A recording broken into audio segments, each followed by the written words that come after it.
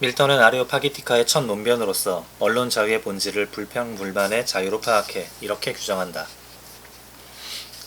어떤 물음에 앞서 뜸들이지 않고 고백하지만 이것이 자기 나라의 자유를 원하고 지능하는 모든 이들에게 가져다줄 기쁨이나 희열과 다른 것이 아니라면 나는 부끄럽지 않을 것이다.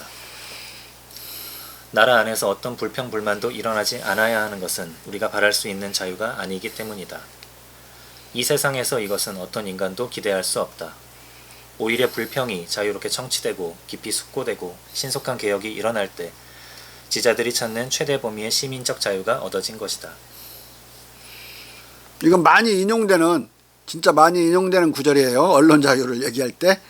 자, 따라서 밀턴은 진리, 학문, 나라가 더 잘되기 위해 이미 제정 시행되는 1643년에 인쇄규제법을 철폐할 것을 요구한다.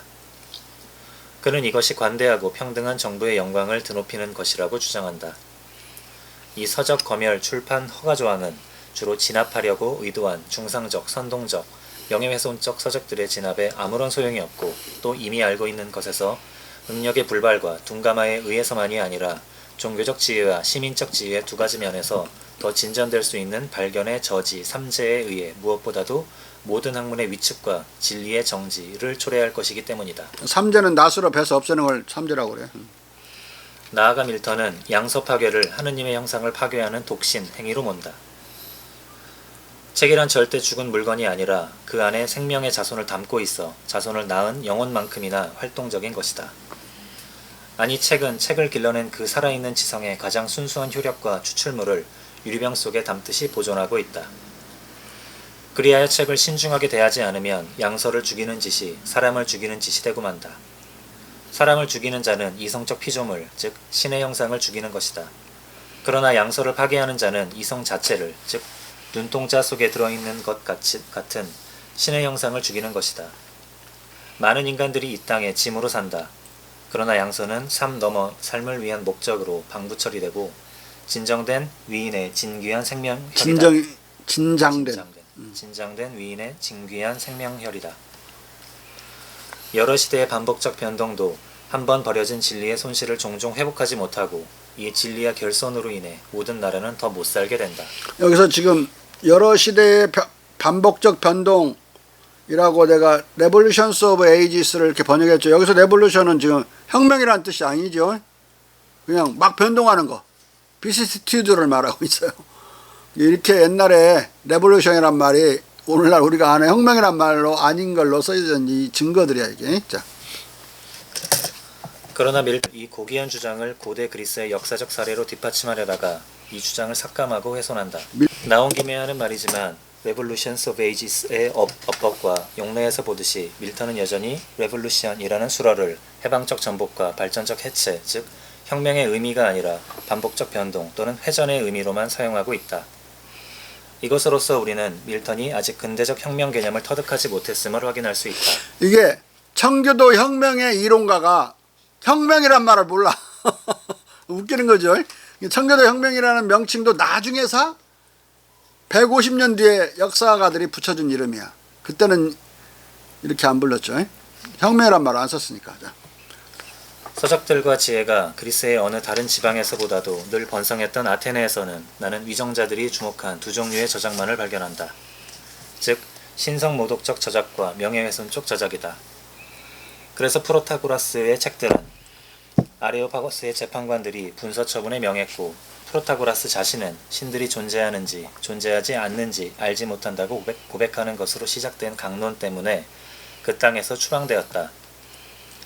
그리고 비방에 대해서는 아무도 크나티누스, 에우폴리스, 아리스토파네스 등 이 구희극의 쓴 구희극의 공인들에 대한 독살 비방 방식처럼 실명으로 비방당하지 않아야 한다는 법령이 발령되었다. 이것을 통해 우리는 그들이 명예훼손을 어떻게 검열했는지를 짐작할 수 있다. 밀턴이 언론 출판의 자유를 정당화하기 위해 인용한 프로타고라스에 대한 분서처분 추방 사례는 역으로 아테네의 언론 출판 탄압과 종교적 박해의 실상을 적나라하게 보여준다. 명예훼손적 저작들의 분서는 가하다고 말할 수 있다. 하지만 프로타고라스의 무신론적 강론에 대한 이 혹독한 탄압은 소크라테스의 죽음을 불러온 아테네의 종교 탄압과도 직결된 것이다. 이게 예를 들어서 언론의 자유를 정당화하거나 어떤 종교적 관용을 정당화하려고 예를 드는 게 얼마나 종교 탄압이 극심했고 얼마나 출판 자유가 없었는지 그 예를 끌어대고 있어. 이거 뭐 또라이야 뭐야 이거? 어? 참 정말 어? 이해가 가? 자, 소크라테스가 기소되어 처형된 이유는 자타가 인정하듯이 생소한 신들을 만들어내면서 예로부터 믿어온 신들을 믿지 않는 것, 즉 신령적 존재가 수시로 스스로에게 나타난다고 말하며 신적인 일과 관련해 혁신을 하려고 했기 때문이다. 종교적 이유에서 소크라테스를 죽인 나라 아테네에서 언론 출판과 종교의 자유의 본보기를 찾으려다가 오히려 재발등을 찍고 마는 밀턴의 이 억지스러운 노력이 애처로울 따름이다. 그런데 더욱 큰 문제는 아테네의 저런 언론 출판 종교 탄압에 대해 키케로도 동조했고 로마도 이를 따랐다는 점이다. 키케로가 쓰고 있듯이 아테네의 이 조처는 프로타고라스의 저 사건이 보여준 바대로 다른 무신론자들의 지독한 위트와 공개 비방 방식을 진압하기에 충분히 신속했다. 다른 종파와 의견들에 대해서는 외설과 신적 섭리의 부정으로 흐를지라도 균염치 않았다. 외설은 퀴레네 학파와 키닉 학파의 성적 외설과 망언을 가리키고 신적 섭리의 부정은 가령 에피쿠로스의 신인 무관론을 가리킨다. 여기서 중요한 것은 로마 시대에도 우리는 명예의 손 서적들이 아우구스티누스에 의해 분서되었고 그 저자가 처벌받았다는 사실이다. 유사하게 가혹한 조치는 의심할 바 없이 존경스러운 신들에 대해 뭔가 불경스러운 글이 쓰인다면 사용되었다. 이 두 가지 항목을 제외하며 치자들은 책 속에서 세상이 어떻게 돌아가든 고려치 않았다. 그러나 로마가 기독교화되자 이단론에 대한 탄압이 개시되었다. 그러나 밀턴은 이것을 얼버무리는데 그럼에도 불구하고 이 얼버무림 속에서 그 탄압의 진상이 불거진다. 자기 논변을 정당화하기 위해서 중국을 그냥 근거로 갖다 대면 되는데 그거면 이단이 되니까 그걸 빼놓고 서양의 과거 역사 안에서 그걸 사례를 자꾸 찾으려고 그러는데 이런 뭐 사례가 더 발목을 잡네. 그런 딜레마에 빠져 있는 거야 이 사람이 지금. 자, 이 무려 황제들이 기독교인이 되었는데 나는 이 점에서 이 로마 황제의 규율이 전에 시행되었던 것보다 더 가혹했다고 느끼지 않는다. 황제가 큰 이단이라고 여기는 사람들의 책들은 전체 공의회에서 정밀 검토되고 논박되고 단죄되었고 그때까지는 황제의 권위에 의해 금지되거나 분서되지는 않았다. 이교도 필자들의 저작에 관한 한 포르피리우스와 프로클루스의 저작들처럼 기독교에 대한 명백한 독설이 아닌 한에서 이렇다 할 금지 조치를 당하지 않았다. 하지만 400년경의 카르타고 공의회에서는 그때부터 주교들이 이단설은 읽어도 되었지만 이교도들의 서적을 읽는 것은 금지되었다. 반면 기독교 황제들이 나오기 오래전에 다른 황제들은 반대로 이교도들의 저작보다 이단들의 저작을 덧거렸다. 이 원시 기독교의 공의회와 주교들이 어떤 책이 권장할 만하지 않다고 선언하기만 하고 800년까지 그 이상의 조치를 취하지 않은 채 읽고 안 읽고는 각인의 양심에 맡겼다는 사실은 트렌트 공의회의 위대한 폭로자 파드르 파올로에 의해 얘기되었다. 이 800년 시점 이후에 로마의 교황들은 정치적 지배권으로부터 자기들이 원하는 것을 자기들의 소나기 속으로 빼앗아 넣으며 이전에 사람들이 판단에 대해 지배권을 가졌던 것처럼 사람들의 눈에 대한 그들의 지배권을 확장하고 그들이 마음에 들지 않는 것을 분서하고 읽는 것을 금했다. 하지만 마르티누스 5세 교황이 교서로 이단 서작들을 금지할 뿐만 아니라 최초로 그 책을 읽는 것을 파문하기까지 검열은 관대했고 그렇게 취급된 책도 많지 않았다. 위클리프와 흑수가 가공스럽게 세력을 키워 처음으로 교황청을 더 엄격한 금서 정책으로 내몰았기 때문이다. 레오 10세와 그의 후계자들은 트렌트 공의회와 스페인의 종교재판소가 저 목록과 삭제 지표를 산출하거나 완벽화할 때까지 이 조처를 추종했다. 여기서 트렌트 공의회는 프로테스탄티즘을 이단으로 선고한 1545년에서 1564년 공의회다. 밀턴의 이 변호로는 오히려 16세기 초 신구교 분열 이전에 기독교 교단이 무신론, 이단설, 이교론의 저술, 출판, 독서를 가혹하게 탄압하기 시작했다는 것을 증언해준다. 그리하여 밀턴의 이 언론 출판 종교자유의 역사 추적은 유교적 관점에서 보면 오히려 언론 출판 종교 탄압의 역사로 느껴진다. 뭔가 뭐 자유가 과거에는 자꾸 있었고 밑으로 내려올수록 좀 엄해졌다 이렇게 말을 하려고 하고 있는데, 그러니까 옛날로 돌아가자 이렇게 말을 하려고 그러는데, 우리가 읽다 보면 이게 탄압사야 탄압사. 에? 갈수록 탄압이 강화된 거야. 자, 이렇게 무신론에 대한 탄압에 대해서는 아테네 사람들과 키케로 등 로마인들이 같은 의견이었던 것이었고, 신구교 분열 전에 신성 로마 제국의 기독교 황제들과 공의회 그리고 로마 교황청은 여기에 이교와 이단에 대한 탄압을 추가한 것이다. 앞에 신성이란 말을 붙여서 가로만 쳐놓은 것은 로마 제국도 포함되고, 나중에 독일의 그 칼 대제가 장악했던 그 제국이 신성 로마 제국이죠. 교황청으로부터 제왕의 지위를 인정받은 거, 그걸 다 포함하기 위해서 신성의 가로를 쳐는 거야. 자. 그리고 밀턴도 이런 히브리즘, 헬레니즘적 철학, 역사 사례를 동원함으로써 무신론자 탄압과 이단 탄압에 동조하고 있다. 이로써 밀턴이 암암리에 받아들여 느닷없이 대변하는 유교적 언론, 출판 언론, 종교 자유는 슬그머니 그만큼 삭감되고 만다. 밀턴은 유교 문명권에서 온 저 무제한적 언론, 사상, 종교 자유의 무한한 장점과 필수 불가결성을 중심으로 알고 있었지만, 이것을 헬레니즘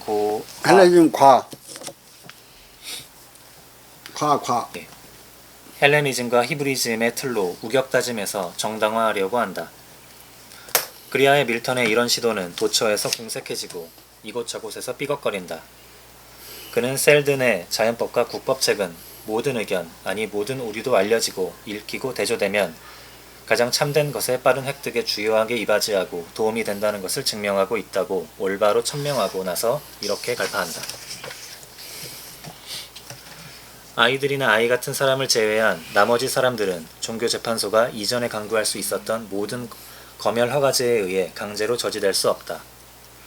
이것은 내가 다음에 설파한다고 약속한 것, 이 검열 허가제가 계획한 목적에 전혀 이바지하지 않으면서도 지금까지 많은 것이 설명되는 동안 이미 명백함에 의해 나를 거의 가로막고 있다는 것이다. 진리의 창의력을 보라. 진리는 자유롭고 자발적인 손을 얻을 때 규율 바른 방법과 사고 과정에 정해진 페이스가 진리를 떠맡을 수 있을 때보다 더 신속하게 자신을 개방한다. 내가 시작한 임무는 어떤 국민도 잘 정비된 어떤 나라도 책을 중시한다면 이 검열 허가제를 쓰지 않을 것임을 입증하는 것이었다. 그리고 이것은 최근에 깨달은 한 조각의 현명이라고 답변될 수 있을 것이다. 그리고 밀턴은 이 검열 허가제가 국민을 미성년화한다고 아주 적확하게 비판한다. 우리가 출판 허가의 지시봉 아래에 들어가려고 겨우 교사의 회초리를 면했을 뿐인가.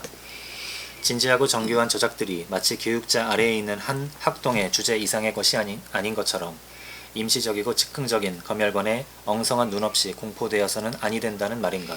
그러니까 이 어떤 관리가 결국은 어떤 이 책이 출판돼야 될지 말아야 될지를 읽어가지고 결정할 텐데, 그 엉성한 눈 관리가 뭐 한다고 아주 막 엄청난 아인슈타인의 논문도 막 심사하고 황태영 교수 것도 막 심사하고 막 그러는 그 엉성한 엉터리 관리하에 어떻게 두면 그게 그 통제가 잘 되나? 그 실효성에도 의문을 제기하는 거예요. 자. 그러나 이 올바르고 적확한 논변에서 밀턴은 중요한 사실을 삐죽 내비치고 있다. 그것은 그가 부지불식간에 이러한 언론 출판 종교자유의 깨달음이 유럽의 전통 사상이 아니라 최근에 깨달은 한 조각 현명이라고 밝히고 있는 점이다.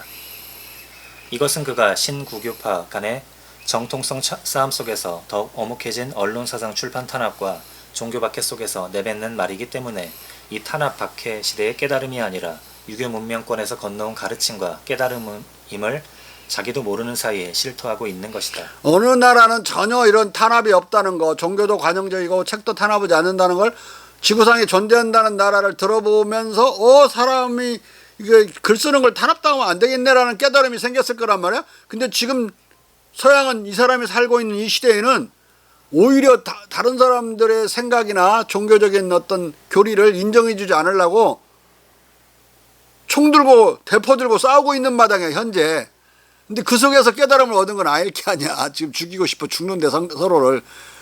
근데 이 지구상에 아무런 남의 다른 생각을 문제 삼지 않는, 문제 삼는 것 자체를 오히려 부도덕으로 보는 그런 나라가 지구상에 존재한다. 그걸 안 거예요. 그래서 깨달은 거라고. 자, 밀턴은 이 유교적 자유를 히브리즘, 헬레니즘적 금제의 사례들로 정당화하고 이 사상의 틀에 담아내려고 무진 애를 쓰지만 스스로 거의 포기한다. 자, 공자님의 이단을 공격하는 것은 재해다라는 그 무제한적 관용론을, 사상적, 종교적 자유를 서양의 사례들과 성경책으로 정당화하려니까 안 되는 거예요. 이게 틀이 안 맞아, 악유가 안 맞아가지고 엄청 애를 먹어요, 이 사람이. 뒤에 더 해먹어 보라고. 자,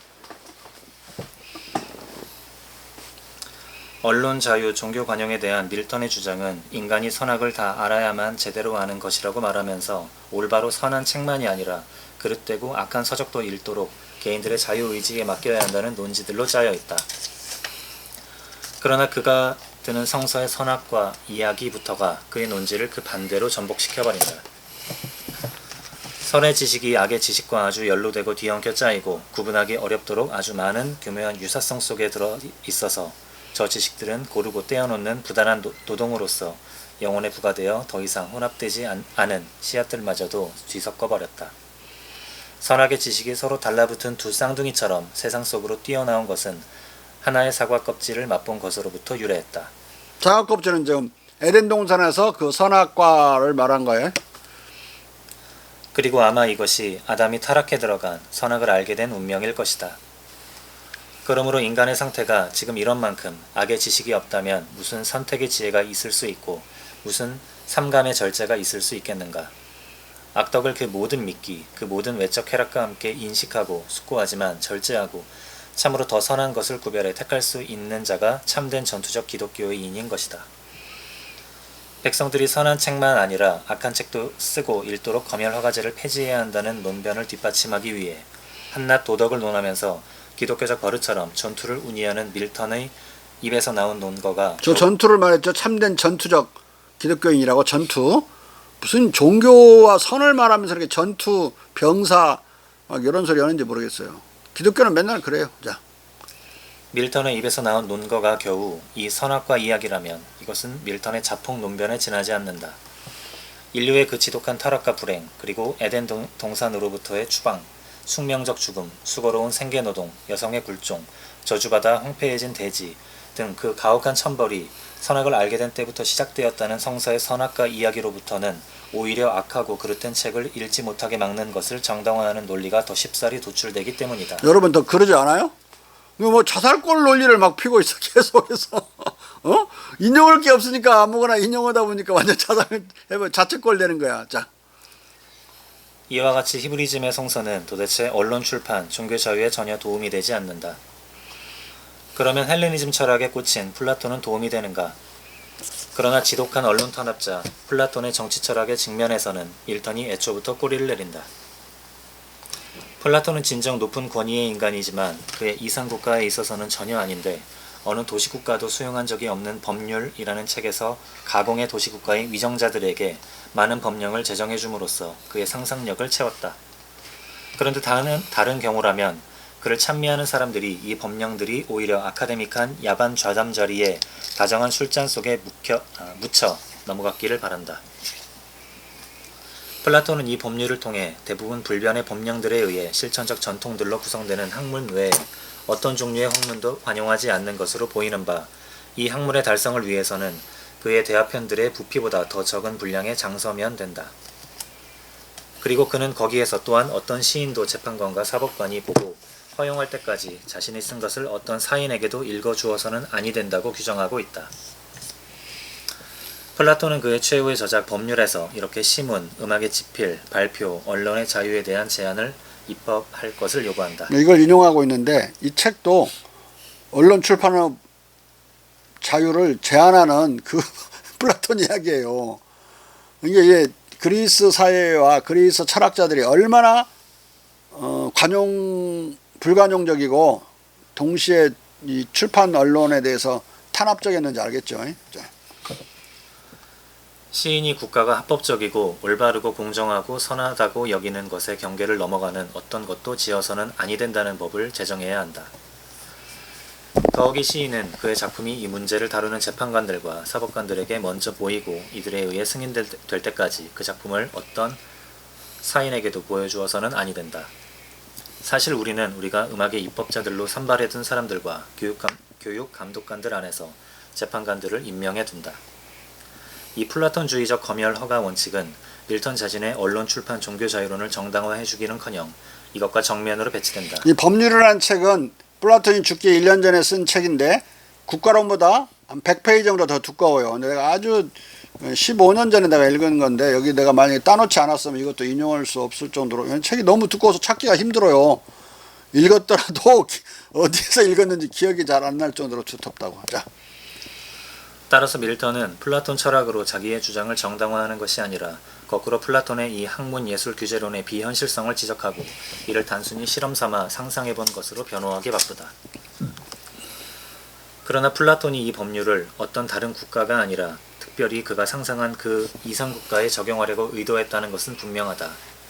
그렇지 않다면 그가 왜 그 자신이 그의 주요 친구들의 사악한 비방일지라도 그 자신에게 입법자가 아니라 위법자가 되어 자유분방한 풍자시와 대화편, 동성애까지도 옹호하는 향연과 파이드로스를 짓고 그리고 소프론, 미무스, 아리스토파네스의 책, 즉 극악하게 추악한 책들을 항구적으로 독서했기 때문에 그리고 시간을 보내기 위해 이런 쓰레기를 거의 필요로 하지 않는 참주 디오니소스에게 읽으라고 뒷부분의 서적들을 추천했기 때문에 자기 자신의 행정관들에 의해 추방당하기에 이르렀겠는가.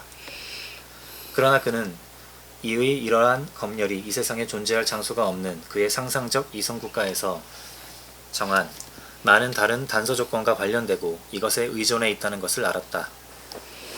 그리하여 그 자신도 어떤 치자나 도시국가도 이 조치를 모방하지 않았는데 저 다른 부수적 금령들과 분리되어 취해진 이런 조처는 헛되고 무효할 수밖에 없기 때문이다.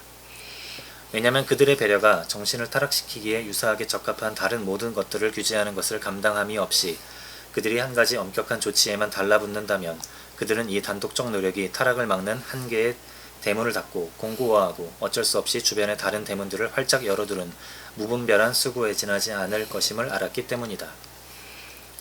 고대 그리스의 철학과 역사는 성서나 기독교 신학 또는 로마의 철학과 역사처럼 결코 밀턴의 언론 출판 종교의 자유를 뒷받침해주는 것이 아니다. 밀턴은 이제 히브리즘 성서와 신학과 헬레니즘 그리스 로마 철학과 문화를 과감하게 탈피하거나 이것들과 냉정하게 결별해야 했었다. 당시 히브리즘과 헬레니즘의 의식잔재는 밀턴의 자유론이 아니라 오히려 성서적 플라톤적 이상국가를 추구하는 장로회 의회의 언론 출판 검열, 규제론을 지원하고 있었기 때문이다. 이런 마당에 밀턴은 히브리즘을 이상화된 헬레니즘으로 갱신하려던 르네상스 인문주의에 대한 미련 속에서 두 문화를 붙들고 가망없는 반동복고적 해석학을 추구한 것이다. 밀턴은 훗날 언론 자유의 명언으로 자유 인용되는 자주 인용되는 모든 자유보다 알고 발언하고 양심에 따라 자유롭게 논변할 자유를 내게 달라고 외치고 전사한 부르크경의 이 구절도 많이 인용되는 구절이에요. 부르크경의 말을 따라 자기 양심의 최선의 지침이 그들에게 주는 것과 같은 신의 명령의 활용 속에서 순수하게 살고 싶은 사람들을 아무리 그들을 비난하더라도 참을성과 겸손으로 들어라. 그리고 우리 자신과 얼마간 불합치하더라도 그들을 관용하라고 요청한다. 그러나 그는 막바로 이 언론의 자유와 종교적 관용을 심각하게 삭감한다. 그는 이 자유와 관용의 범주에서 앞서 말한 명예훼손적 언론 출판, 무신론적 발언과 저작, 이단, 이교서적의 저술과 독서뿐만 아니라 미신과 가톨릭도 제외시킨다. 의심할 바 없이 만인이 강요당하는 것보다는 많은 사람들이 관용되는 것이 더 건전하고 더 현명하고 더 기독교적이다. 나는 먼저 취약하고 오도된 자들을 얻고 다시 획득하기 위한 모든 박애적, 동정적 수단을 다 활용하는 것을 전제한다면 가톨릭과 공공연한 미신이 모든 종교와 시민 주권을 뿌리 뽑으려 드는 만큼 그 자체가 뿌리 뽑혀야 하는 그 가톨릭과 미신까지도, 즉 신앙이나 예법과 절대적으로 배치되게 불경하거나 사악한 것까지도, 즉 스스로를 무법화하려고 하지 않는 어떤 법도 도저히 허용할 수 없는 것까지도 관용하는 것을 의미하지 않는다. 자, 의미한다가 아니라 의미하지 않는다. 뒤에서 부정해놨으니까 미신과 카톨릭도 불법화하겠다는 이야기야. 불용하겠다. 자, 밀턴은 공자와 중국의 무제한적 종교 자유와 종교적 관용을 주장하는 것이 아니라 이 무제한적 자유와 관용을 제한적 자유와 관용으로 심각하게 축소시키고 있다. 이 점에서 밀턴의 언론 출판 자유론과 관용론은 아직 근대적이지 않은 것이다. 위에서 가톨릭은 공공연한 미신과 등치되고 모든 종교와 시민 주권을 뿌리 뽑으려 드는 것, 신앙이나 예법과 절대적으로 배치되게 불경하거나 사악한 것, 어떤 법도 도저히 허용할 수 없는 것과 동일시된다. 따라서 모든 종교와 시민 주권을 뿌리 뽑으려 드는 가톨릭은 그 자체가 무신론과 더불어 근절, 박멸되어야 하고 가톨릭을 옹호하거나 긍정적으로 논하는 모든 서적과 언론도 검열, 탄압해야 한다. 그리하여 밀턴의 언론 출판 종교 자유론과 관용론은 명예훼손 관련 형법 조항으로 단죄되어야 할 언론 출판을 통한 명예훼손을 제쳐놓으면 실은 무신론적, 가톨릭적, 이교적, 이단적, 언론 출판 저술에 대한 언론 탄압과 무신론, 가톨릭, 미신 등 이단 종교와 이교 신앙에 대한 종교 탄압의 이론이 되고 말았다. 훗날 로크도 그의 관용론에서 밀턴을 따라 무신론과 가톨릭을 관용 대상에서 배제한다. 그리하여 이 제한적 관용론을 오늘날에 적용한다면 프랑스, 스페인, 포르투갈, 이탈리아, 남미, 아프리카, 필리핀, 가톨릭 국가들과 아시아의 무신론적 불교 국가들, 극동의 무신론 제국, 무신론적 공산국가와 각국의 공산주의자 등 약 70억 인구는 모조리 종교적 박해 대상으로 전락한다. 다 죽여야 돼. 밀턴의 이론에 따르면 자, 이러는데 아레오파기티카가 어찌 근대적 자유 관용론이고 언론 자유의 경전이랴. 근데 이것이 무슨 뜻인지도 모르고 우리나라 기자들도 막 인용해요. 이 사람 아레오파기티카 이걸 한번 말하면 유식한 줄 알고, 에? 그 내용도 모르면서 서양 거면 무조건 좋다고 인용하는 거야. 개떡이나 분석에 들어가 보면 정말로 훼손되고 제한된 그런 이론인데. 자, 이런 까닭에 중국의 무제한적 언론 출판 사상 종교의 자유와 관용의 문화에 따라 무차별적 관용론을 주장하는 피에르 벨은 밀턴의 제한적 관용론을 비판했다. 벨은 역사 비판 사전의 밀턴 항목에서 밀턴의 제한적 관용론을 직접 중국의 무제한적 관용에 대비시키며 이렇게 비판한다. 밀턴 독트린의 이 표본에 의해 어떤 사람도 그보다 관용에 더 열성적이지 않았다는 것이 명백해 보인다.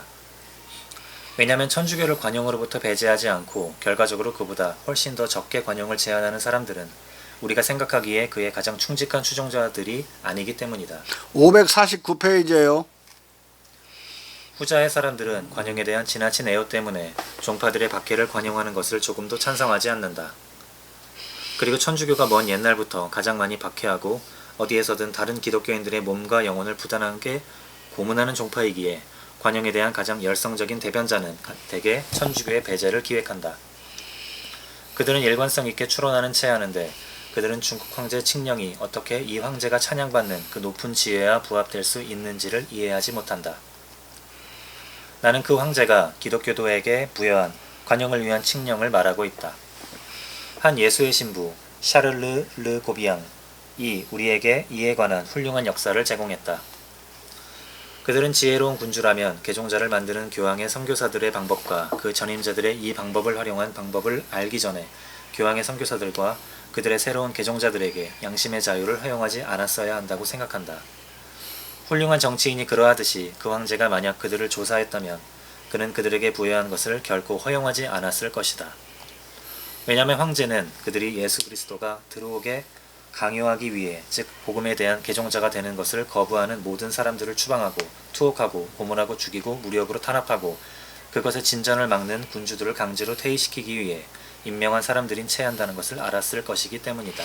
그러니까 이 가톨릭 선교사들의 진정한 뜻을 알았더라면 강희제가 선교의 자유, 포교의 자유를 가톨릭 이 선교사에게 인정하지 않았을 것이다. 근데 몰랐기 때문에 인정했을 것이라고 지금 이 피에르 벨은 생각하는 거예요. 그래서 들어오게 강요하라는 이것은 성경 규절이에요. 어떤 뭐 부자가 뭔 명절날인가 자기 생일인가 잔치를 벌리는데 사람이 없어갖고 자기 하인들을 시켜서 길가에 지나가는 사람을 강제로 초빙해 오라고 그렇게 명령을 해요. 강제로 초빙에다가 이제 강제 잔치상을 벌리는데 그 예에 따라 천국으로 가는 걸 인도할 때 강제를 쓰는 건 죄가 아니라고 그렇게 그 성경 규절을 인용해서 많이 정당해왔어요. 다른 말로 강제 포교를 정당화하는 규절이에요. 이게요. 그것을 까는 책을 쓴 거야, 이 피에르 베리. 예? 근데 그 예외를 선정하는데 나라를 전복시키려고 하는 그런 음모를 꾸미는 것은 종교 자유와 관용의 대상이 아니라고 보는 거예요. 근데 이 선교사들은, 카톨릭 선교사들은 그런 중국을 전복시키러 간 자들인데 강희제가 모르고 허용해 줬다고 생각하는 거예요. 자, 근데 그러지 않거든요. 자, 공산주의가 자유민주주의를 전복하려는 세력이에요. 근데 그 선진국의 자유민주주의 국가들 안에 공산당이 허용되어 있죠. 공산당은 자유민주주의를 끝장내려고 하는 사람들인데 왜 허용해 줬느냐? 정치적 관용으로 허용해 준 거예요. 어떤 신념이 있느냐? 그 논리적으로 정치 이데올로기적으로 보면 자유민주주의의 적대적인 이데올로기임에 틀림이 없지만 그들이 과연 그렇게 적대적인 행위를 할 수 있을까? 힘이 약할 때는 못하겠죠. 당원을 늘리려고 하는 데다가 이제 관심을 쏟겠죠. 그럼 열심히 해보라 이거야. 그러면 살아남으려면 다른 당보다 더 많은 당원이나 지지자를 획득해서 살아남으려면 지들 이데올로기를 자꾸 바꿔가야 돼요. 어떻게? 자꾸 물타야 된다고. 다른 말로 관용을, 그런 악성 이데올로기에도 관용을 주는 건, 사상화 자유를 주는 것은 마모되고 변할 가능성이 있기 때문에 주는 거예요. 근데 끝까지 변하지 않고 강대해져 가지고 그 나라를 전복시킨다? 그러면은 이제 아까 백년교 같은 게 되겠죠. 그때는 그들이 무력으로 하면 무력으로 쓸어버려야죠. 근데 그때까지는, 그런 마각을 드러내기까지는 탄압을 이유가 없는 걸로 보는 거예요. 공자님도 또 자유민주주의의 핵심적인 원리도. 그리고 그들이 그렇게 힘이 거대해질 때까지 변하지 않는다? 본질적으로? 근데 그건 논리적으로 그 민중이나 국민이 또라이가 아닌 한 논리적으로 가정할 수가 없어요. 세력을 크게 키우려면 분명히 그들은 변질돼야 돼. 그들의 말로는 변질. 우리가 보면은 발전돼야 된다고, 사상이. 그러죠? 우리 저 장군은 이해 못 오는 거 없네. 싹 쓸어버려야 되는 거 처음부터. 어? 이 장군 이해 못해? 지금 안 들렸거든요. 예, 죄송합니다. 예. 그게 안 들린 게 아니라 졸은 거 아니야? 지금 졸았지. 어떻게 하셨습니까? 이게 사상이 백성 친화적으로 변하지 않고는 공산당도 지지자를 획득할 수 없기 때문에 그들이 큰 정당이 되기 위해서는 본질적으로 변화될 거라고는 기대와 믿음이 있는 거예요. 자유민주주의자들은. 그래서 허용해 주는 거야. 마찬가지로 공자와 논리 안에도 지금 상대방의 생각이 악의 생각이라도, 부정한 생각이라도 그걸 탄압하지 않고 놔두는 거예요. 그들이 그 부정한 생각을 하는 자가 그 부정한 생각으로 사람을 얻기가 불가능하다고 믿는 거지. 왜? 정상적인 사람이 주변에 대부분이라고 믿는다면 그건 분명히 변해야 돼요. 안 그러면 저 혼자 남겠죠. 그런 부정한 생각을 하는 자는. 그래서 공허이단 사이야이란 말도 나오지만 공기악, 자기의 악을 공격하고 무공인지악, 남의 악을 공격하지 않는 것이 수특야라, 사악함을 고치는 거 아니겠느냐. 나의 악을 찾아서 비판하고 남이 악한 생각이나 악한 행동을 하더라도 그냥 봐주고 관대하게 봐주는 거, 그것이 사특함을 고치는 길이다. 그놈은 결국은 지가 스스로 알아서 고칠 것이다. 동조자를 못 얻으니까. 그런 믿음이 깔려 있는 거니까 내가 금방 말한 말이나 공자님 말이나 실은 내용적으로 똑같은 거예요.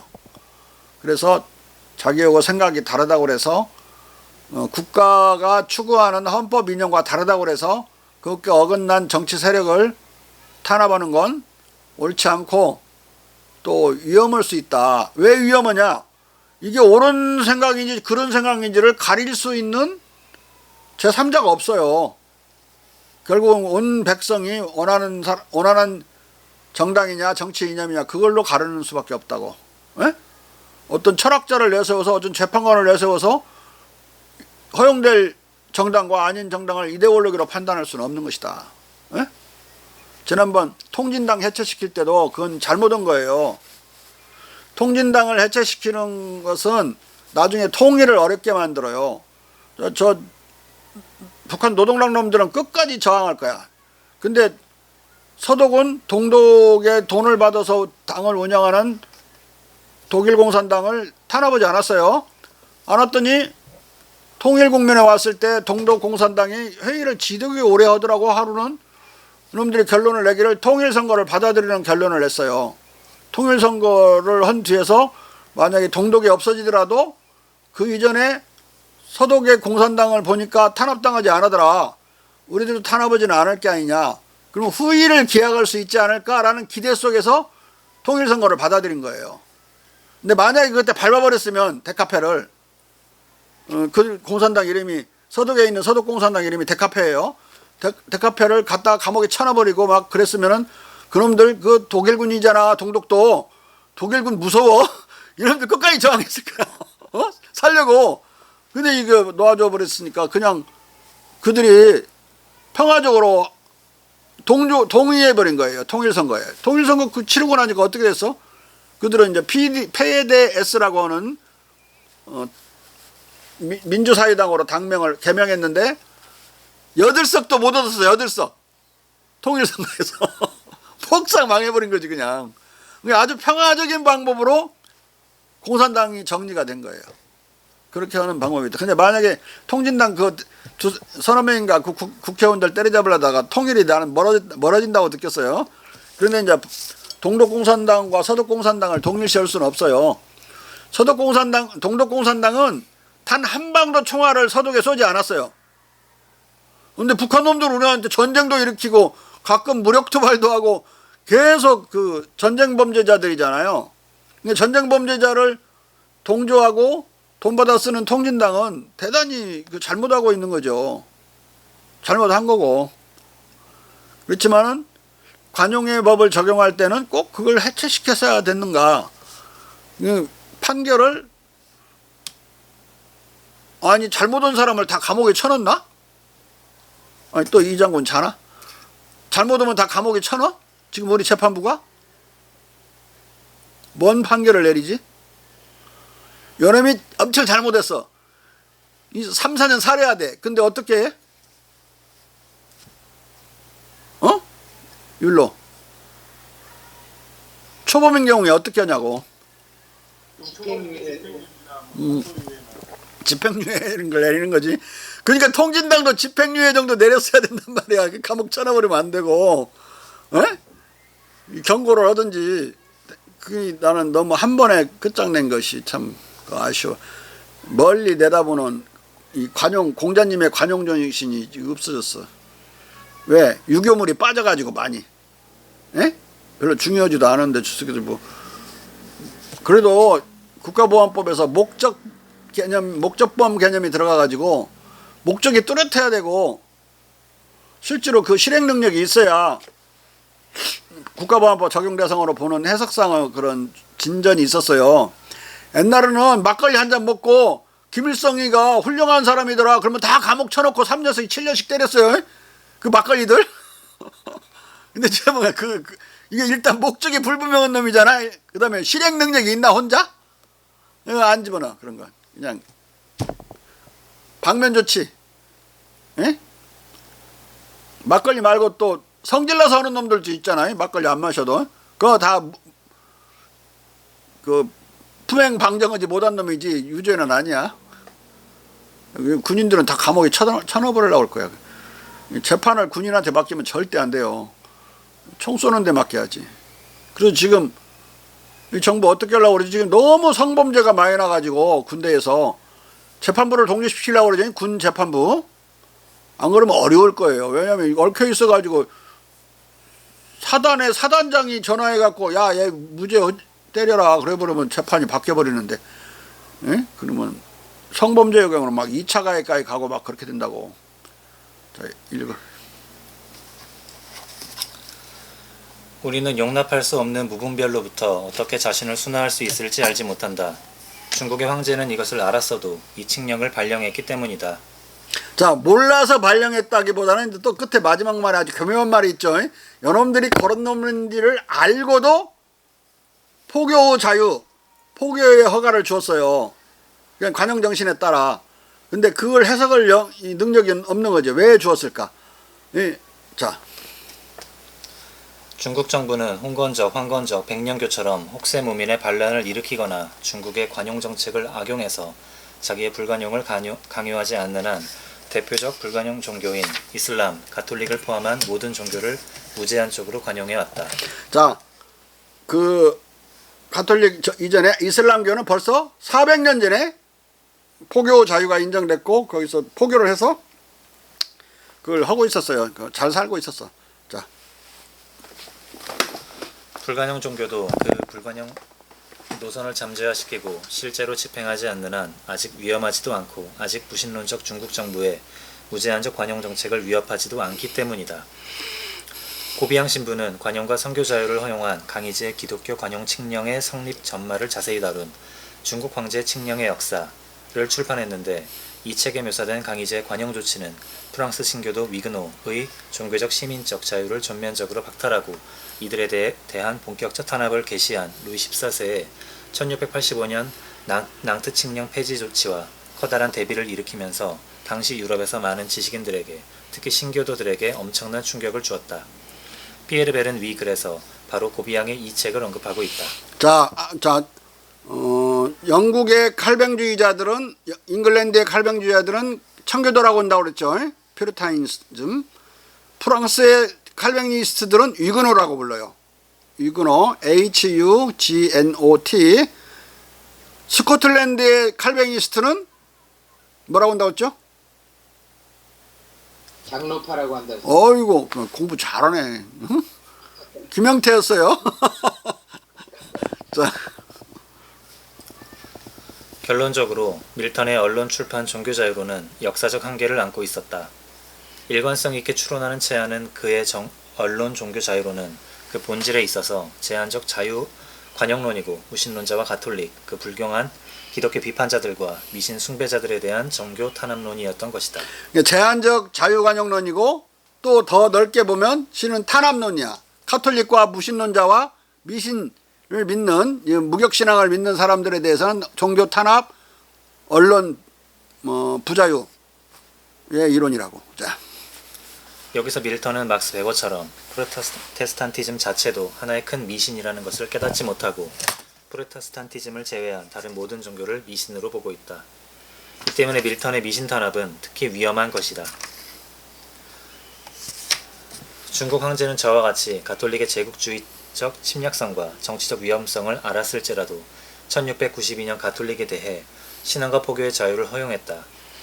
베리브 중국 황제의 이 무모할 정도로 무제한적인 종교 자유, 관용 정책에 밀턴의 언론 종교 자유론을 대비시켜 그 한계를 강조하는 것은 아레오파기티카를 언론 자유의 경전으로 떠받들어 온 사람들이 많기 때문에 아주 중요하다. 이제 더 이상 자, 이미 이 시대에 17세기 말에도 피에르 벨 같은 사람들은 밀턴의 이 언론의 자유라고는 아레오파기티카라는 책을 우습게 알았어요. 근데 지금 막 2020년 막 이런 때 이런 책 아레오파기티카 인용하면서 말이야, 신문쟁이들이 뭐 대단한 언론의 자유 정신이 이 책에 쓰여져 있는 것처럼 읽어보기나 했는지 모르겠어요. 에? 읽어봤으면 안 그러겠죠. 안 읽어보고 겉멋만 들어갖고 그렇게 서양 추구적으로 말하고 있어. 아니, 공자님 배우다 만세끼를 그렇게 인용하냐고. 배우다 반토막 배운 거야? 자, 이제 더 이상 아레오파기티카에 대한 오해나 과장이 없어야 할 것이다. 언론 출판 종교 자유에 관한 영국의 역사는 한동안 밀턴의 주장과 반대로 흘러갔다. 크로멜 공화국은 1643년에 출판물 검열 허가 법령을 공화국이 끝나는 날까지 줄곧 시행했다. 왕정복고가 되자 1660년 의회는 성실청이 1637년에 제정 시행한 검열 허가 칙령을 복원했다. 그리고 제임스 2세의 재임 초년인 1685년에 토의 없이 그 법을 8년 기한으로 갱신했다. 1693년 윌리엄과 메리치세 4년차 시점에 그 법은 2년 기한으로 또 갱신했다. 명예혁명기의 얄궂게도 아레오파기티카는 멋대로 수정되어 타도된 제임스 2세의 편에 서서 윌리엄 왕과 메리 여왕을 정복자로 모는 반혁명 분자들에 의해 오남용되었다.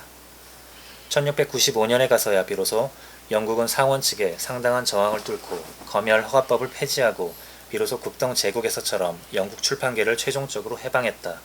밀턴의 꿈이 무려 50여 년 만에 이루어진 것이다. 자, 그런데 그럼에도 불구하고 무신론 책은 낼 수 없었어요. 다만 사전 허가제가 아닌 방향으로 그걸 폐기했을 뿐이지 사후 검열제는 남아 있었다. 책이 출판된 뒤에 또 검열했어요. 그래서 무신론자는 책이 금지되는 것을 넘어서 그 저자가 감옥 갔어. 저자가. 프랑스도 그랬어요. 디드로가 감옥을 6개월을 사는데 무신론을 쓴 것도 아니고 무신론적으로 보이는 글을 썼다고 무신론으로 보인다는 걸로 6개월을 살아. 에? 여러분들하고 나는 이제 다 감옥살이 했어야 돼. 옛날에 100년 전에 태어났으면 서양에 태어났으면. 자. 3-3 밀턴의 자연적 자유평등론과 인민주권적 폭군 방벌론. 밀턴은 난데없이 인간의 자연적, 창세기적, 태생적 자유와 평등을 끄집어내 이를 바탕으로 찰스 1세를 재판장에 세우고 재판 결과에 따라 그를 처형하기 위해 인민주권론과 폭군 방벌론을 전개한다. 그는 인간의 자연적 자유평등론과 폭군 방벌론을 성서구절로 정당화하려고 시도했다. 그러나 그의 이 정당화 논변은 반대로 인간의 창세기적, 태생적 부자유와 불평등 그리고 가문이 콩나듯 출행하는 모호한 군주 선출로만 이 아니라 더 빈번하게 그리고 더 명확하게 왕권 신수설을 펴고 폭군에 대한 복종을 명령하는 성서 자구들에 의해 거듭 망가지고 만다. 왜냐하면 밀턴의 자연적 자유평등론과 이에 근거한 폭군 방벌론의 내용은 애당초 성서의 언어가 아니라 유교의 언어, 뷰캐넌과 수아레즈의 논리로 짜여 있어서 성서의 자기들과 대체로 상극을 이루는 것이기 때문이다.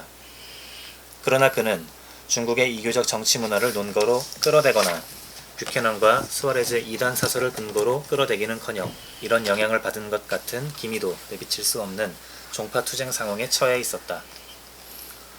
밀턴의 자연적 자유평등론과 폭군 방벌론은 그가 앞서 부지불식간에 출판, 검열 없는 언론 출판, 종교 자유가 유럽의 전통 사상이 아니라 최근에 깨달은 한조각 혁명이라고 자백했던 것처럼 최근에 알려진 두 원천의 직간접적 근거를 두는 것이다. 하나는 중국의 사상과 정치 문화이고 다른 하나는 중국의 직간접적 영향 아래 발전되어 나온 녹스, 뷰캐넌, 벨라르민, 수아레즈 등의 혁신적 정치 신학이다. 이 둘 중 혁신 신학은 앞서 상론했고 벨라르민과 수아레즈의 정치 신학은 다른 책에서 이미 상론했다. 여기서는 청교도 혁명기까지 중국 백성의 자유평등 문화와 폭군 방벌의 역사에 대한 지식 정보가 유럽으로 전해져 유럽 전체로 확산되는 과정을 먼저 종합적으로 살펴볼 필요가 있다. 청교도 혁명기까지 유교적 자유평등 폭군 방벌 문화의 서천. 16세기 중반부터 청교도 혁명기, 정확히 말하면 밀턴의 왕가치자의 제위권이 출간되는 1649년 시점까지 유교적 자유평등 폭군 방벌 문화는 유럽으로 밀물처럼 쏟아져 들어왔다. 여기서는 앞서 소개된 뷰캐넌 시대까지 출판된 이베리아, 이탈리아 서적들을 제외하고 그 이후에 밀턴의 자유공화국의 확립으로 가는 준비된 쉬운 길이 나온 1660년 시점까지 출판된 서적만 간략하게 소개한다. 16세기 후반부터 그간에 누적된 선교사, 상인, 모험가, 군인의 모든 중국 보고들을 집대성한 후앙 곤잘레스 데 멘도자는 1585년 로마에서 출판된 중국 제국의 역사에서 중국의 자유평등 문화를 다시 한번 확실하게 유럽인들의 뇌리에 각인시킨다. 중국 제국의 역사는 1585년 스페인어로 로마에서 나온 이래 1586년에는 마드리드와 바르셀로나에서 나왔고 1595년에는 메니나 델 캠포에서 그리고 1596년에는 안트워프에서 다시 출판되었다. 1614년경 중국 제국의 역사는 이미 28판이 찍혀나갔고 유럽의 7개 주요 언어로 번역되었다. 가령 1586년에는 이탈리아로 번역되어 로마와 베니스에서 출판되었고 1587년과 1588년 그리고 1590년에는 다시 베니스에서 출간되었다. 1588년에는 영역본이 런던에서 출판되었고 1624년에는 퍼체스에 의해 발췌 영역되어 하클류트 포스트후무스에서에 실려 나왔다. 부력본은 1588년 파리에서 출판된 이래 1589년, 1600년에도 중판되었고 1606년에는 제네바, 1606년에는 리옹, 1604년에는 루앙에서 리프린트 되었다. 1589년에는 프랑크푸르트에서 라틴어 번역본도 나왔다. 네, 이걸 자세히 책을 서지사항을 보여주는 이유는 이 책이 얼마나 영향력이 크고 광범위하게 읽혔는가를 말하는 거예요. 상당히 정확하게 명나라의 내부 사정을 적어놓고 있어요. 정치적으로 특히 정치와 행정과 제도를 상당히 정밀하게 적고 있다. 자, 멘도자는 중국 제국의 역사에서 특히 복희 임금에서 이날까지 즉 명대 만력제까지 중국의 243명의 제왕이 지배했다고 부정확하게 쓰고 있다. 그러나 제위는 제왕의 아들들이 자연스럽게 대대로 승계하거나 다른 이들이 찬탈했다고 쓰고 있다. 멘도자는 유럽 제국의 절대 왕정에 대한 파괴적 영향을 극소화하기 위해 백성의 반란이나 봉기라는 마르틴 데 라다의 표현을 피해 찬탈이라는 단어를 써서 중국의 수많은 반정, 폭군 방벌과 역성혁명의 사실을 축소 기술하고 있다. 이어서 멘도자는 중국의 국가의 훌륭한 체제, 거대한 인구, 토지의 비옥도, 풍부한 생계, 낮은 물가, 거린의 부재, 훌륭한 가로, 모든 생필품을 자기 나라 안에서 생산할 중국의 능력 등을 찬양하고 관리들의 덕성을 최고로 칭찬하고 과거제도를 기술했다. 자, 저 중국이 거지가 없었다. 언제까지 거지가 없었냐면 1797년에 쓴 영국의 공식 보고서, 맥카트니 특사단이 쓴 공식 보고서에도 거지가 없었다고 쓰고 있어요. 거지가 어디서 나타났냐면 특별히 허가를 얻어서 만주까지 가보기로 해서 만주를 가서 변경지대에 가니까 거지들이 나타났어요. 근데 행색만 그지고 동양주시오를 입을 떨썩떨썩을 앓는 거예요. 왜냐면 거짓짓을 하면은 잡아가 버리거든요. 잡아서 그 거린복지원, 구빈원에 집어넣어요. 거기서 이제 어떤 식으로든지 먹고 살게 만들어주긴 하는데, 아무튼 간에 만주에 들어가기 전에는 이 맥카트니 특사단이 대도시든 소도시든 거지를 보지 못했어요. 그런데 그로부터 40년이 지난 1836년에 또 데이비슨이라는 사람이 쓴 또 공식 보고서가 있어요. 제2대 홍콩 총독을 한 사람인데, 이 데이비스의 책을 보면 거지가 많다고 썼어요. 거지가. 근데 유럽보다는 많지 않다. 그래서 유럽이 더 많았던 거예요. 그때는 청나라가 이제 쇠락할 때니까 그런 구빈원에서 그들을 다 챙겨 먹여주지 못하고 거기서 먹는 이거 얻어먹는 게 낫다고 나온 놈들이 또 돌아다니는 많았겠죠. 그게 늘어난 거예요. 그러면 이 재정 사정이 어려워졌다는 걸 알 수 있죠. 1836년이니까 청나라가 망하기 한 60년 전에 거지가 나타나요. 그러면 명나라 때 거지가 없다고 그랬으니까 1897년까지 거지가 없었던 거지. 아니 1797년까지. 명나라 1200년대부터 그때까지. 그냥 서양놈들이 와서 그러니까 보고 지상낙원이라고 여길 수밖에 없었어요. 대부분 보고서가 그따위 식으로 되어 있다고. 지상낙원이라고. 실존하는 유토피아라고 그래. 유토피아라는 것은 토마스 모어가 쓴 그 이상국가론이잖아요. 유토피아는 유가 없다는 뜻이고 토피아는 땅이니까 땅에 없는 나라를 쓴 건데 땅에 있는 거야, 지상에. 그래서 실존하는 유토피아라고 윌리엄 템플이 그렇게 표현을 했죠. 리얼 유토피아. 그런 아이디얼, 관념적 유토피아가 아니라 상상의 유토피아가 아니라 진짜 존재하는, 실제하는 유토피아라고 중국을 불렀어요. 저주받은 땅에서 이마에 땀을 흘리지 않고는 먹고 살 수 없도록 또 사람까지 저주했는데, 에덴 동산을 쫓겨날 때. 그래서 노력해서 땅을 갈면 갈수록 수확이 자꾸 줄어드는 한계 수학 체감호 법칙이 적용된다고 믿었던 유럽인들에게 아이 땅을 갈면 갈수록 더 수확량이 늘어나는 이상한 땅이 중국에 나타난 거예요. 중국은 그럴 수밖에 없는 게 그들이 딱 보니까 인구가 10배 이상 증가했는데 그래도 먹고 살고 있거든. 쥐들이 처음 와서 본격적으로 관찰하기 시작한 때가 중국이 4억이었어요. 그 이전에는 4억에 4천만 정도 살았던 시대가 있었다. 그런 10배 이상 증가했는데 그래도 그 땅에서 먹고 살고 있어. 그것은 생산량이 계속 증가한 것밖에는 설명할 길이 없잖아. 율로 안 그래? 그러니까 한계 효용 최강호 법칙이 작용이 안 하는 땅이 있다. 하느님의 저주를 받지 않은 가나안이 중국이구나. 중국을 가나안이라고 불러. 진짜 약속받은 땅, 약속의 땅. 그러면서 유럽 전역, 영국만 그런 게 아니라 영국을 포함한 유럽 전역의 나라가 새로운 희망을 얻어요. 중국 가서 뭐라도 배워오면 우리도 비슷하게 살 수 있지 않을까 하는 새로운 희망. 이 역사 연구를 하지 않으면 내 말을 처음 들어보는 말이 될 텐데 그래도 내 말은 사료에 근거한 말이니까 믿어야 돼. 안 그러면 직접 공부하든지. 사료는 다 밑에 각주 달아놨잖아. 여러분들 이거 다 읽으면 한 70 될 거야. 나는 그래도 70 되기 전에 다 읽었으니까 참으로 다행이라고 생각하는데 여러분들은 나이가 많이 찼기 때문에 그때부터 읽어봤자 70대고 우리 김찬숙 씨는 90대 버려 잘못하면 사료 다 읽어보라. 자 읽어. 그리고 자국 국경의 안전을 소홀히 함이 없다면 이웃 나라에 대한 침략 전쟁은 단념해야 한다는 중국의 대외 정책 원칙을 유럽에 권고하기도 했다.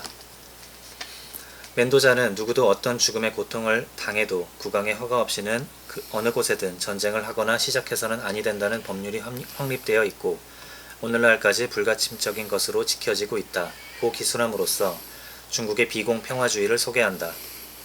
중국인들은 자국의 대외적 침략 정복 전쟁에 반대한다는 것이다. 의심할 바 없이 중국인들은 오래된 고대 역사들이 우리에게 증언하는 그리스인, 카르타고인, 로마인을 능가하고 낯선 나라를 정복하기 위해 그들이 본국으로부터 아주 멀리 떨어져서 고향의 자기 나라를 잃게 된 후세의 어리석은 인간들을 능가하는 것처럼 보인다. 이게 말이야. 그리스도 해외를 땅을 정복해가지고 그 흑해연안에 많은 폴리스들을 식민지 폴리스를 창설했어요. 근데 시간이 지나니까 그것들이 독립해가지고는 본국의 말을 안 듣는 거야. 칼을 거꾸로 창을 거꾸로 잡고 대들고 그래가지고 다 잃어버려요. 그리고 그쪽으로 나간 자기 인분들이 자기 아들 딸들도 잃어버리고 다. 근데 지금 똑같은 역사가 반복됐죠. 미국으로 나간 영국인들이 영국하고 독립하고 나서 총 들고 싸웠죠. 중국은 그런 걸 겪지 않으려고 아예 식민지를 개척하지 않았다 이 말이야. 식민지는 결국은 적이 되니까. 자. 멘도자는 자국의 대외적 침략, 정복전쟁에 대한 중국인들의 반대와 평화주의를 용맹성이 부족한 탓이 아니라 그들의 지혜와 현명의 덕택으로 보았다. 그리고 멘도자는 특히 중국의 내각제와 귀족 얻는 평등을 기술한다. 그는 명대 문화의 최전성기에 해당하는 만력제 연간에 내정개혁을 단행한 내각수보 장거정이 통치하던 시기에 필리핀과 멕시코에서 중국 무역상과 마카오 선교사들을 통해 전해들은 중국 제국의 정부 제도를 소개한다. 이게 그 시대에 중국 책이 엄청나게 많이 나갔어요.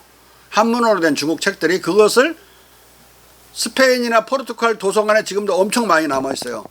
그러니까 단순히 그 사람들 말로만 듣고 이 책을 쓴 게 아니라 그 사람들한테 중국어도 배우고 중국어 책을 가지고 확인도 하고 말로도 듣고 이렇게 해서 책을 써요. 자. 그는 내각의 존재를 정확히 파악하고 이에 대해 자세하게 분석하면서 중국의 영주 같은 봉건적 세습귀족이 없다고 말한다. 자, 여기서 내각제 이야기하고 그러니까 여러분들이 내각제가 있으나 없으나 그게 그거라고 그렇게 생각하기가 쉬운데 특히 우리 여성 동지들 잘 들으세요. 여성 동지들은 조직에 너무 약해가지고 뭐 그게 그거라고 생각하기가 쉬운데 내각이 있는 것과 왕 혼자 다스리는 것은 어떤 차이가 있느냐. 왕 혼자 다스리면 모노크래틱 디시전 메이킹을 하게 돼요. 독임제적 결정을 하게 된다고. 정책 결정을. 독재로 흐르기가 쉬워요. 틀리기도 쉽고. 근데 콜리지얼 내각에서 결정을 하게 되면 중국 내각은 6명 이상이었거든. 나중에 12명까지 가고. 집단적으로 결정해야 돼요. 그걸 집체적 결정이라고 그래. 집단 회의를 통해서 상의해서 어떤 정책을 결정한단 말이에요. 그걸 컬리지얼 디시전 메이킹이라고 한다. 그러면 두 개에 비교할 때 하나는 독재성이 많고 하나는 적고 다른 하나는 현명함이 높아져요. 아무래도 혼자 결정하는 것보다 여럿이 결정하는 것이 그러니까. 그 다음에 왕에 대해서 내각제를 설치하게 되면 무슨 일이 벌어지느냐. 내각에서 정책 결정을 하게 되니까 왕도 참여할 수 있지만 왕은 비준하는 성격을 가진 비준권자죠. 그렇기 때문에 능동적인 정책 발의를 못해요. 왕은. 능동적인 정책 발의와 의결을 내각에서 하기 때문에 왕은 뭐 하느냐. 비준만 사인만 하는 거야. 그러다가 하다 보면 의례화 돼가지고 영국 국왕처럼 아무 힘이 없는 그야말로 의존적인 존재로 전락할 수가 있어요. 그러니까 이 내각을 설치했다는 것은 임금과 군주와 신하가 공치하는 것을 처음으로 제도화한 거예요. 근데 재상제를 하게 되면 독임제적 결정을 하는 황제에서 또 혼자인 재상한테 넘어가 버리잖아요. 또 독임제적 결정이에요. 이름만 바꾼 독임제적 결정이라 독재라고 결국은 오토크래틱해진단 말이에요. 근데 우리 조선은 어떻게 되어 있었느냐. 태종까지 친정을 한다고 혼자 다 만기를 칠람했어요. 근데 그것도 한계가 있었고 그리고 지배한 기간이 짧아요. 뭐 십몇 년밖에 안 되는데 태종이 지배한 게. 그 이전에는 정도전이 왕을 이성계를 속이고 재상제를 했어요. 혼자 다 먹은 거지.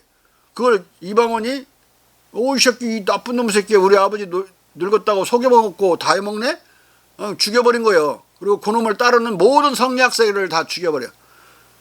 근데 성리학을 국학으로 내세우긴 했지만 성리학이 지배를 못해요. 언제까지? 중종 때까지 지배를 못한다.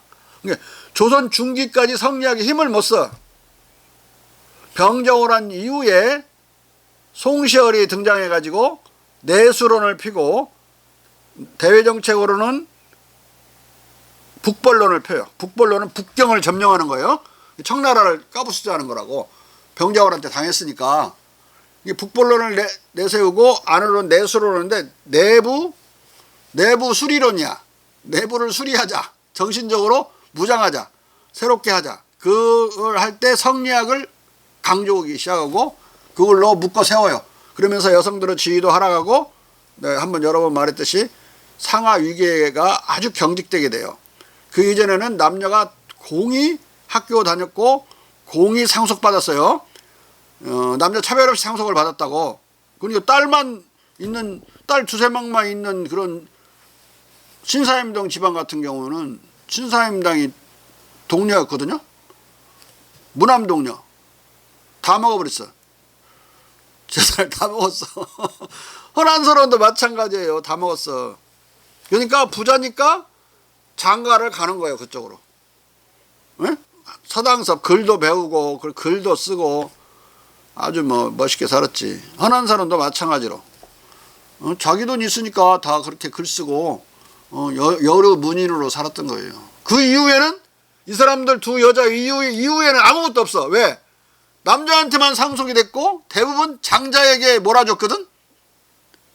그 성리학 세계가 이제 생활 세계로 파고들면서 그때부터 이제 조선은 좆돼 버리는 거야. 망언은 성리학을 내걸고 나라는 창건하고 수립했는데 이제 만구구 이론이 되는 거예요. 이데올로기가 성리학이. 그럴 때 이제 우리 백성들의 유학이 일어나는데 그게 동학이었다. 민중 유학이 동학이에요. 이렇게 어려운 경전으로 가르친 게 아니라 그런 종교 힘을 빌려서 유학을 다시 한번 대중적으로 확산시키는 역할을 하죠. 자, 읽어봐. 이 왕국 전역에는 터키 외서와 같은 신민이나 가신을 거느린 영주도 없고 가산과 부동산 또는 왕이 훌륭한 봉직이나 통치에 대한 보답으로 아니면 어떤 특별한 종령에 대한 보답으로 하사한 것 외에 그 어떤 관할권을 가진 적법한 영주도 없다.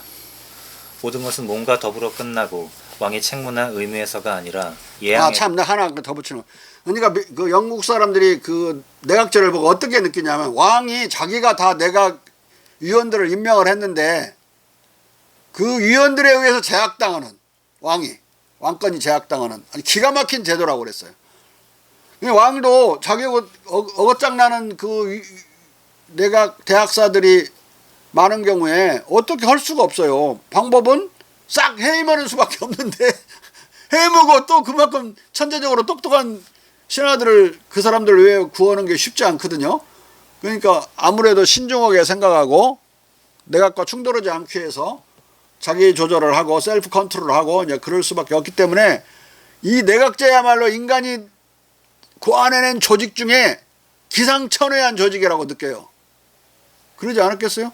다 왕이 마음대로 하면 그거 아니야. 그렇게 되어 있는데 이 사람들은 능동적 의결권자였고 왕은 수동적인 비준권자로 전락하게 돼요. 우리나라 총리 같은 게 아니라 총리는 대통령을 보좌한다고 되어 있잖아요. 대통령 보좌가 아니야. 아무것도 아니야. 우리 삼정승만도 못해. 근데 우리는 내각제를 하지 않는 대신에 의정부를 태종이 만들어주죠. 세종한테. 3인 만장일치제야. 삼정승 합의제라고 그랬죠. 왕이 마음대로 정책 발의를 못해요. 정책 발의는 오로지 의정부에서만 하는 거야. 그러니까 와서 누가 정책을 건의하잖아. 왕한테 와갖고 그러면 그것을 옥당에 넘긴다고 의정부를 옥당이라도 부르고 의정부라도 정식으로 부르고 그러는데 옥당에 넘겨서 거기서 결정을 하는 거예요. 그리고 인사권도 행사를 할 수 없었다.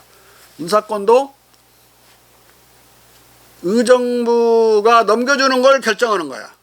2조 정랑이 판서 하나를 임명한다 그러면 3인의 물망을 올려보내요. 봐서 괜찮으면 의정부에서 결정해서 임금님에게 또 최고로 바치는 거야. 임금님이 셋 중에 하나를 찍는 거야. 그러면 자기가 원하는 사람을 해야 되겠는데 이거 어떻게 해야 돼? 2조 정랑을 불러들였다면 큰일 나요. 이 비리를 저질라고 왕이 지금 2조 정랑 불러들였다고. 그런 경우를 할 수 없이 자기 도승지나 이런 승지를 써가지고 그 3명 중에 1명만 왕이 원하는 누구를 좀 넣어달라 이렇게 물밑 부탁을 하는 거야. 왕이 쪽팔리게. 근데 그 쪽팔리는 세월이 500년이야. 그 3명이 결정해도 집체적 결정이죠. 만장일치제니까. 혼자 정도전이 혼자 다 해먹던 그 체제를 무너뜨린 게 대단히 중요했어요. 의정부 제대로. 의자 빼면 정부란 뜻이야. 저 의정부가 왜 의정부인지 알아? 한번 설명해 줬는데. 우리 김찬수 씨는 들었죠. 의정부.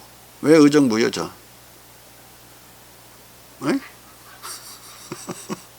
임성근. 저 의정부가 왜 의정부냐고? 부대찌개만 생각나?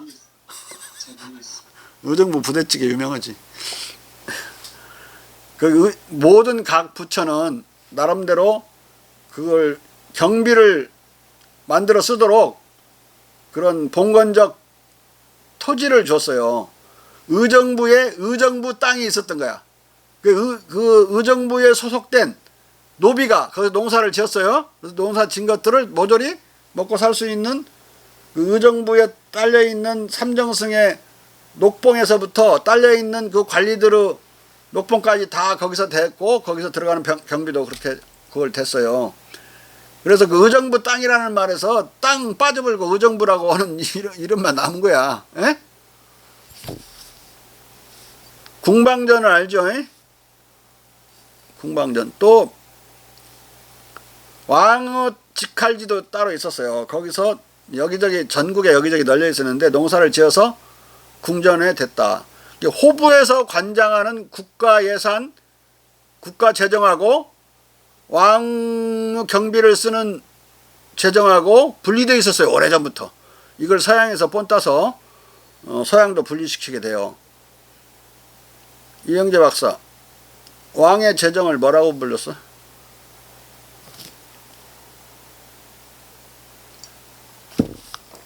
왕의 재정을 뭐라고 그랬냐고.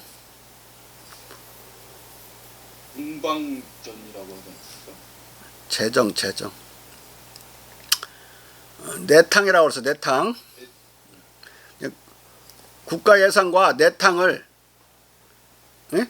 국유재산과 내탕을 분리시켰다. 오래전부터. 그래갖고 싸워요. 이 내수사, 내탕을 관리하는 데가 내수사거든요. 내수사 관리하고 호부 관리하고 싸워. 이 서로 다르니까 이렇게 합리화되어 있었어요. 근데 무슨 가부경장한답시오. 이 개자식들이. 그 내수사를 국내부라고 이름을 바꿔갖고 그것을 호부에 종속시켜요. 호부를 일본 놈들이 장악한다고. 그리고 왕이 어떻게 돈을 쓰는지를 들여다보려고 그런 것을 개혁이라고 그래요. 개혁이라고. 이 나쁜 새끼들이. 오늘날 국사학자 이 개자식들도 그것을 개혁이라고 부른다니까. 갑오 개혁이라고. 갑오 외란 때인데 갑오 외란을 개혁이라고 그래. 자. 모든 것은 몸과 더불어 끝나고 왕이 책무나 의무에서가 아니라 예양에서 고인의 아들에게 하사하는 것을 제외하고 전부 다시 왕에게로 돌아간다. 이것은 이 제도가 탐욕이나 어떤 다른 의도를 위한 것이 아니라 부유하거나 유력한 어떤 영주가 있다면 생겨날지도 모를 불미스러운 일이나 역모의 원인을 피하기 위한 것이라는 점을 이해하게 해준다. 멘도자는 유럽인들이 관심을 집중하도록 봉건 영주의 부재 사실을 뒤에 다시 한번 확인한다. 황제는 자신이 거주하는 북경의 성내에 제국 전역에서 선발된 단연의 통치 경험을 가진 12인 내각 대학사의 내각과 1인의 수보를 거느리고 있다. 내각 대학사라는 것, 이것은 한 인간이 얻을 수 있는 최상의 존이다. 자, 6명인데 12명이 보면은 이 만력제 때 12명까지 늘어난 것 같아요. 숫자가. 나중에는 최후의 왕인 숭정제 때 가버리면 50명까지 이게 내각 대학사를 늘려갖고 개판 만들어 버려요. 개판이 되면서 개판이 되면서 나라가 망해버려. 명나라가. 예? 근데 이제 다시 청나라가 들어서서는 한인 6명, 만주인 6명에서 12명으로 딱 고정시키죠. 더 이상 늘리지 않는다고. 자. 앞서 말한 대로 이 왕국에는 국왕과 그의 아들인 왕자 외에는 대공, 공작, 후작, 백작도 없고 신민들을 거느린 영주도 없기 때문이다. 중국에는 이 왕국 전역에는 터키에서와 같은 신민이나 가신을 거느린 영주도 없고 그 어떤 관할권을 가진 적법한 영주도 없다는 말은 봉건적 세습귀족이 없다는 말이다. 이 사실은 1613년 퍼체스에 의해 왕 외에는 아무도 고귀한 사람이 없는 나라로 표현된다. 이것은 앞서 시사했듯이 청교도 혁명의 신영군 장병들의 진실로 개진된 군의 주장과 이를 반영한 인민협정 속에 반영되고 귀족을 약화시키려는 루이 14세와 오스트리아의 요셉 2세의 중앙집권학 정책 속에 음양으로 투영된다. 대귀족 몽테스큐에는 루이 14, 15세의 중앙집권화 정책에 반대해 귀족의 전통적 신분특권을 수호하기 위해 세습귀족이 없는 중국을 전제정이라는 거짓말로 헐뜯는다. 이어서 멘도자는 내각대학사와 기타 최고위 관리가 될 자격이 만인에게 열려 있음을 밝힌다. 이 대학사들과 이들에 의해 임명된 각성 총독들은 이 칭호를 보유한 경우와 같이 다른 경우에도 동일한 평가가 지속되는 시간 때문에 존경받고 숭앙되는 인물들이다. 내각대학사가 되기 위해서는 국법과 도덕, 자연철학에 정통하고 학식이 있고 이런 분야의 학위를 수여받는 것으로 충분치 않다. 그들은 점성술, 역학과 재판에도 정통해야 한다. 15개 성 전부를 다스리는 내각에 속해야 하는 사람들은 뒤이어 일어날 것을 예보하고 다가올 모든 필수 불가결한 것들에 더 잘 대비하기 위해 선술된 모든 것을 아는 것이 필수적이라고 그들이 얘기하기 때문이다. 멘도자는 존경받고 숭앙되는 인물들, 국법과 도덕, 자연철학에 정통한 학식 및 학위의 보유 및 점성술과 재판에 대한 정통적 지식 등과 같은 간접적 표현으로 내각대학사를 포함한 국가의 최고의 관료도 과문이나 혈통이 아니라 학식과 존경, 숭앙, 덕성에 근거해서 선발된다고 함으로써 모든 국가 고위관직이 만백성에게 개방되어 있다는 것을 보여줌으로써 중국 백성의 정치적 평등을 말하고 있다. 자, 오늘은 여기까지 합시다.